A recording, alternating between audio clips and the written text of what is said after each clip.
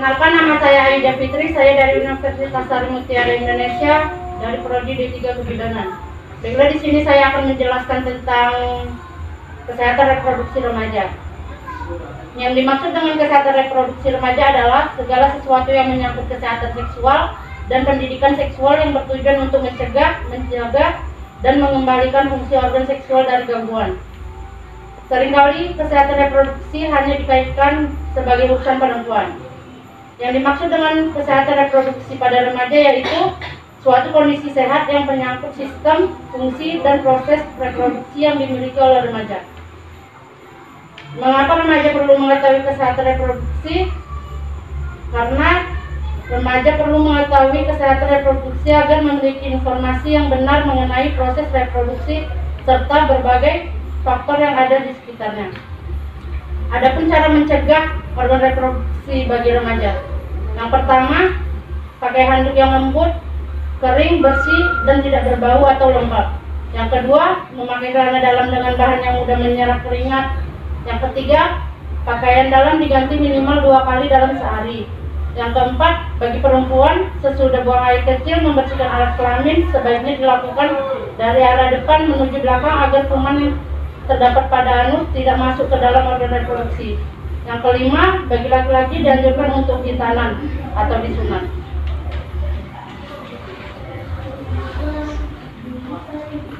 Apabila remaja tidak menjaga kesehatan reproduksi akan berakibat yaitu minimnya informasi mengenai kesehatan reproduksi didapatkan remaja dapat menyebabkan ketidakmampuan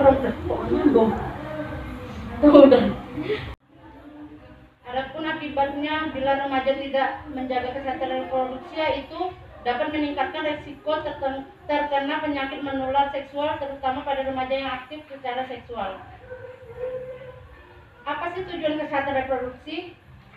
Tujuan utama kesehatan reproduksi adalah memberikan pelayanan kesehatan reproduksi kepada setiap individu dan pasangannya secara komprehensif, khususnya kepada remaja agar setiap individu mampu menjalani proses reproduksinya secara sehat dan bertanggung jawab, serta berbebas dari perlakuan diskriminasi dan kekerasan, termasuk di dalamnya pengakuan dan penghormatan atas hak-hak kesehatan reproduksi dan seksual sebagai bagian integral dari hak asasi manusia.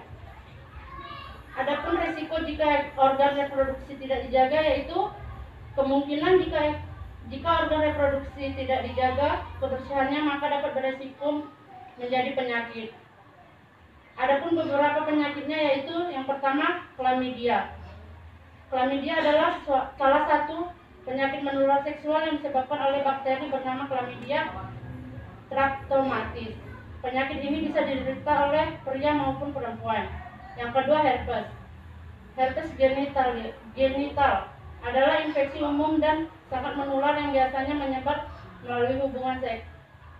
Infeksi ini biasanya disebabkan oleh virus herpes simplex 2, HSV atau HSV, atau virus herpes simplex 1. Virus yang biasanya menyebabkan luka dinding. Perawatan herpes genital termasuk obat-obatan untuk membantu luka lebih cepat sembuh dan mencegah wabah. Yang ketiga, gonore. Gonore adalah penyakit menular seksual. Beberapa orang menyebutnya klak. Gonore biasanya menyebabkan rasa sakit dan gejala lain pada saluran genital, tetapi juga dapat menyebabkan masalah pada dubur, tenggorokan, mata, atau persendian. Baik pria maupun perempuan bisa mendapatkannya. Meskipun pria lebih sering mendapatkannya daripada perempuan. Yang keempat, sifilis. Sifilis adalah penyakit yang sangat menular, yang menyebar terutama melalui aktivitas seksual, termasuk seks oral dan anal. Kadang-kadang penyakit ini dapat ditular ke orang lain melalui ciuman yang lama atau kontak tubuh yang dekat. Meskipun penyakit ini menyebar dari luka, sebagian besar luka ini tidak dikenal. Baiklah, sekian dari penjelasan saya. Apakah ada yang ingin dipertanyakan? Oh iya, stop. Perkenalkan, nama saya Niken. Saya ingin bertanya apa gejala dari penyakit gonore tersebut. Baiklah, saya akan menjawab. Gejalanya yaitu yang pertama keluar sekret pada vagina. Yang kedua terasa nyeri saat berkemih. Yang ketiga terjadi perdarahan di luar siklus haid, yang keempat nyeri saat berhubungan seksual, yang kelima nyeri pada panggul. Baiklah, apakah sudah jelas? Makasih ya. Kok gitu sih? Sudah jelas dari penjelasan saya? Sudah, terima kasih ya kak. Baiklah, apakah ada yang mau pertanyakan lagi? Baiklah, terima kasih atas waktu yang sudah diluangkan.